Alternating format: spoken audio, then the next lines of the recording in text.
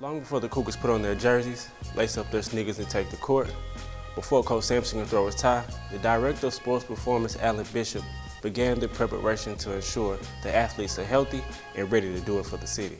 Well, when we are developing the program, there's a couple things that we're going to do, but it's all going to relate to how are they going to be great on the floor and how are they going to stay healthy. Then when it comes to the nutrition side, we do a few things.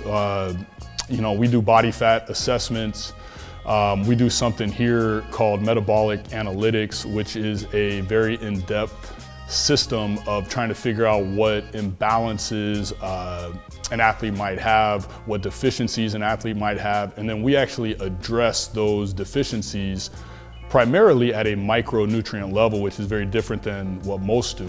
Having experience as a college athlete gives Coach Bishop the insight on what it takes for athletes to recover. The top two ways to recover are through sleep and through nutrition. And so that to me is why this nutrition is so important, because if we were to just bring them in here, make them work their butts off for an hour, 90 minutes, go through a 3-hour practice and just absolutely beat these guys down, and then we don't give them the proper tools to recover, well then we're actually making them worse in the long run because they're never compensating for those demands. They're never building back up. And I try to be fairly active with it. I'll post pictures on social media of what we're doing for dinner, what we're doing for our meals, and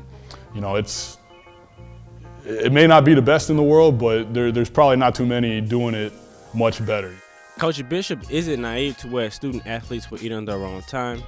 That's why he tries to maximize the nutritional value of their meals when the team is with him. When our athletes are not here, you'd be fooling yourself to think that they're not going to be running through a drive-through or they're not going to be eating things that people like to eat in the kind of standard American diet.